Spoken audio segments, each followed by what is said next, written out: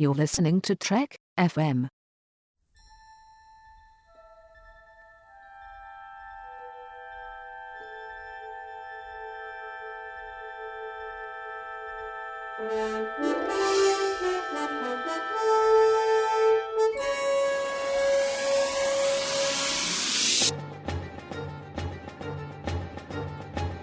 Welcome to From There to Here, Trek FM's 50th Anniversary Rewatch project, where the hosts of the network get together and describe for you all 729 amazing, outstanding, awesome adventures in the entire Star Trek franchise. My name is Brandon-Shea, host of Melodic Treks, and joining me today is... Daniel Proulx. How's it going, Daniel? Oh, things are going pretty well. I can't complain here. You know, I don't think I'm going to call you Daniel anymore. I'm going to call you Rolkana, because you remind me of my daughter. Yeah, that sounds a little crazy to me. I mean, I guess you could do that, but normally, under normal circumstances, I would then inform you that I am not, in fact, your daughter and try to correct you. But maybe that's not what always happens, I guess. Here, just take this necklace and shut up. Just, do you want some soup? I can make some soup. I know how to make soup. Oh, boy.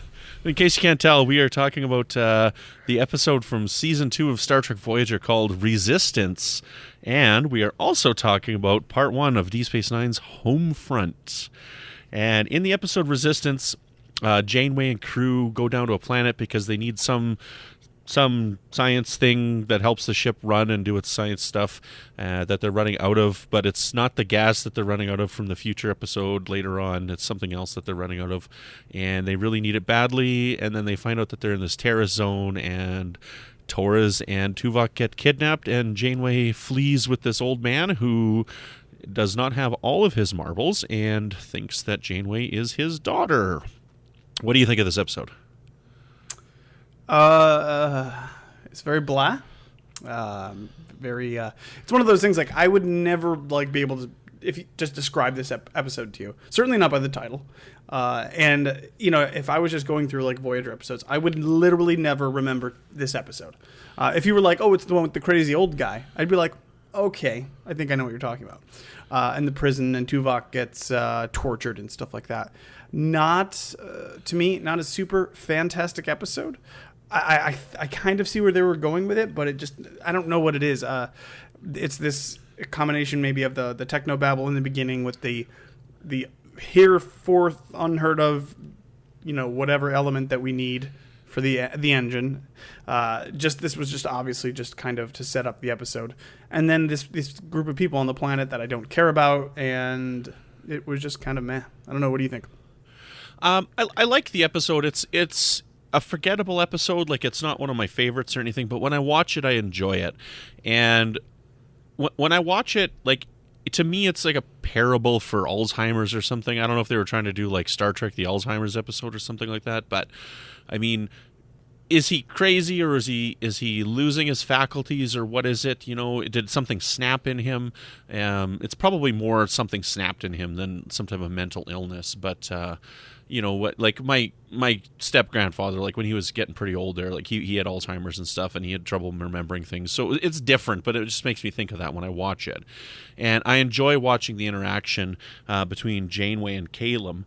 It is interesting, and I do care for this man by the end of the episode. I do care for him, but it is a forgettable episode because it doesn't really impact their trip. It doesn't really have any ramifications later on.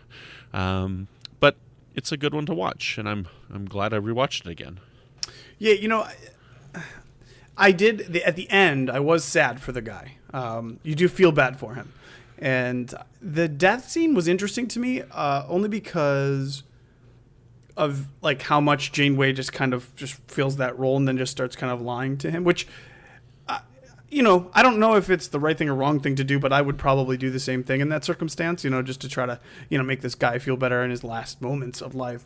But it was an interesting, because I don't know, I agree with you. It's almost like with his character, they were trying to say something about maybe mental illness or, some sort of degenerative condition like that. And it just doesn't feel like the episode fits any real message. I don't really know what they were trying to get across, especially with the ending the way it is. So, and then they have that scene with him in the middle where he basically acts as crazy as he possibly can in order to distract the guards and stuff. That was really uncomfortable for me to watch. Like, I get what they were going for there, and he was playing up, his reputation, but it was just it was hard. It was hard for me because it was so over the top and so silly. I don't know. I did not like that scene at all. Right, and at the end of the episode when they're like, okay, we know exactly who this guy is because he's been trying for 12 years to rescue his wife and daughter, and his wife is dead, and that's the guy that he's talking to when he's trying to distract him from Janeway. And is that a believable enough thing to distract him to completely forget about her? Like, it just doesn't work in the middle of the episode, right? And but taking that scene in the middle out, like, again, it's sad that this guy's been trying to rescue his family for 12 years and they've been dead, like it is a very sad, melancholy end to the episode. Yeah, but the whole episode is actually kind of a dour one. It's not a lot of laughs, not a lot of smiles that are going on in this episode. It's just kind of depressing. And I was thinking about this too right after I watched it. Like, we just zoom away, and these people are left to be oppressed by these overlords. I can't remember their name, but not a very happy ending either at the end. I mean, he dies, and Janeway's sad, and these people are still screwed, and then that's it. You're right about the episode titles. Like, that's one of the things about Voyager that's really bad is their episode titles, because they're all one words, and a lot of times they're like some obscure reference in the episode, like this one, Resistance. Like, the Resistance isn't really what the episode is about, like I don't know what I would call it, but I'd be like, it's something to do with family and loss, family and loss, or something like that would be a better title. Like other episodes too, like that we're going to talk about in this, like Prototype isn't really a good title for the episode. The Thaw, I talk about in another batch coming up. Like, The Thaw isn't a very good title about that one as well, because it's more about fear. Like, the only thing is this planet is thawing. They just pick these obscure titles for their episodes and do a really, really bad job of it most of the time. It was like it was a proto Netflix summaries before Netflix existed, I guess. Yeah, exactly. Anywho, so we'll put on the Babel conference. Everybody should rename Voyager. What would you call this one? So, anywho, anything else you want to say about Resistance? Nope. No, not much to say there. Well, let's move on to Homefront. Sisko is recalled to San Francisco after a terrorist bombing reveals that changelings have reached Earth. This is a great episode. Like, I like this one a lot. Bum, bum, bum. What do you think of this one? Yeah, this is good. This is good stuff. It was amazing to me, and I know Deep Space Nine had the ability to do this, and they specifically had the ability to do this in these two episodes. It was very slow. It was a very slow build up to this. This explosion happens, and they have to go back to Earth. And 25 minutes into the episode, and they're still not back on Earth yet. It's just kind of going through everybody's what everybody thinks about what happened and stuff. Sisko has a conversation with his father. Calls his father, telling him he's coming home before he ever gets home, and it's like, that's not necessarily necessary, but it's really good character building stuff, and we get introduced to this character that way. So I like the fact that it takes its time, because obviously we have the second part that'll come up, we'll talk about tomorrow, and it kind of just builds that tension. So it's good stuff. I really like it. This was actually originally designed to have been the season 3 finale, with the second part of it opening up the new season. However, the producers, they didn't want to leave it on a cliffhanger, so they adjusted it around a bit, and then they decided to go with the Worf plot line. So they had to incorporate the Klingons into it earlier on into the season. So they pushed this one back, which is kind of interesting. But I like the concept of it because, it's really fascinating. It's like, holy smokes, the changelings have come to Earth. What are we going to do about this? Like, this is a drastic situation. Like, this is the heart of the Federation. So, it's interesting that they send Sisko there, right? And, it's cool that Sisko's now wearing the, like the Starship uniform rather than the D Space Nine uniform. Yeah, that's right. Mm-hmm. But, it's good. I like it a lot, and I like how it builds into the second episode. I'm not so happy with how it's resolved in the second part. It makes a lot of sense with how they resolve it, but it's definitely an interesting first part for sure. Here's the thing too, right? Like there's a element of Star Trek fandom that doesn't like Deep Space Nine. Like there's an element of Star Trek fans that don't like all the other shows too. But the people that are critical about it, one of the criticisms I think that some people have is this idea that Deep Space Nine kind of wavers from the traditional Roddenberry-esque view, if you will, optimism kind of stuff. And while I disagree with that, I can definitely see why they think that. And this is one episode where you kind of get that. Basically, the whole point of this episode at the end is they're turning Earth. The next one is called Paradise Lost. They're turning Earth into, a military-controlled place. All these rights are being destroyed and stuff. And you can see, and this is basically what you fear. This is security, versus freedom argument, and you can kind of see why people would feel that way. At least I understand why they feel that way. I disagree with them, but I see where they're coming from watching this. How do you feel about the scene where they're trying to take the blood samples from Joseph Sisko? Yeah, I see things from Joseph Sisko's point there.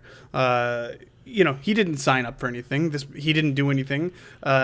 He shouldn't have to be subjected to something that he doesn't want to be subjected to. Like he says, he has the right to be as stubborn as he wants to be. He's a citizen. I understand both sides of that argument, but the point is, once you start taking over people's freedoms, that's when I think you're starting to cross some pretty serious lines. Yeah, see, it's a tough one. Like, I side with Sisko on that one because, he's the one himself who, recommended this procedure where it's Starfleet members and their families get blood screened because that's a logical starting point. And, to me, it's a tough discussion to have because you're right. Where is it overstepping the boundaries of rights and whatnot when it comes to the safety of your planet, right? This goes down to airport security, right? Why does everybody have to go through airport security? Well, because some bad people did some stuff. Why can't I bring 3 ounces of, shaving gel onto there, right? Because somebody did something, right? But with this, it's Starfleet and their family, and it's just a small sample of blood to confirm that they are who they say they are, So I don't think, but so I get the sense from Joseph Sisko that he's more of a, I don't think that's the point. Obviously, he doesn't. He probably recognizes that this is not a big deal, but somebody has to say no. Somebody has to say no. We're not doing this, right? Because if they don't, then, and obviously we'll see in the next episode, the man who is orchestrating this whole thing is just going to keep taking and taking and taking and taking. So you've got to have that kind of lashback, that pushback from these people who kind of refuse to go along with it because they shouldn't have to if they don't want to. Right. I don't know. It's so tough, though, because I totally see what they're saying. This is the security of the Federation. And, it's a minor inconvenience for Joseph Sisko to have to give this blood that, to me, I think he's overreacting when he refuses to give the blood in this episode. I think he's way overreacting based on what the situation could be if he was a changeling.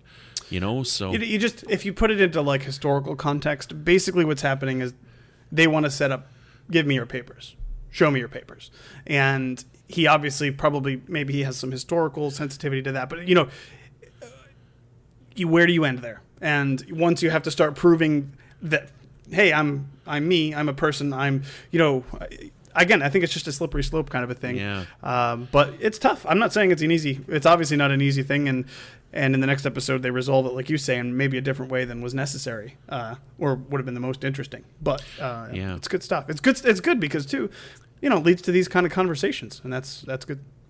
Yeah, it's good that you bring that up because, show me your papers, that's something from World War II, right? Mm-hmm. And, they would harass people in the streets and a random person. I guess the difference that I see is that it's just one person and a family member. I guess that you're right, that it is the slippery slope of, well, then what does that lead to?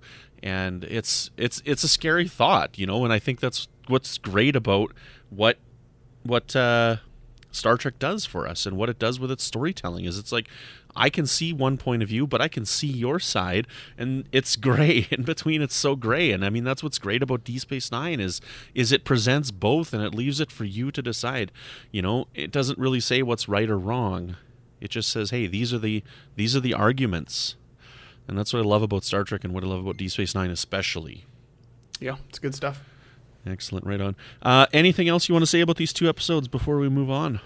No, I don't think so. Other than I really do love, not just because the argument we were talking about, I really do love Sisko, senior Sisko, old man Sisko, and I really like seeing the interaction between Sisko Senior and Jake as well. I do have one thing to say, actually. They mentioned twice in this episode Sisko's sister, which is one of those things that really bothers me because, of course, later on we find out I don't think he has a sister. But I'm always curious about that because that's like the 3rd time I think in the series they've mentioned her. And I'm like, hey, he said he had a sister, but... Right on. Well, the last thing I want to say is I love that scene so much when Sisko goes to the restaurant and they're arguing over it, and he's like, "Give me the blood sample," but sir, we don't have to. He's like, "Give it to me," and he's like, "Do you want to leave or sit down? Tell them to leave or order something." And Sisko's like, "Sit down. I recommend the jambalaya," or whatever he says. I don't know. Like, it's such a great scene, and I don't know. I love Avery Brooks. Sisko's my favorite captain, and Deep Space Nine's my favorite Star Trek, but it's great. Well, where can people find you, Daniel? People can find me on Twitter at OneUpDan. That's the number 1, not the word. And you can find me here on the network with new episodes of Melodic Treks, which is all about the music of Star Trek. And I'm on many episodes of our From There to Here rewatch, as well as some recent episodes of The Ready Room. Well, join us again tomorrow, where we finish discussing this 2-parter, Paradise Lost, and we talk about Voyager's episode Prototype.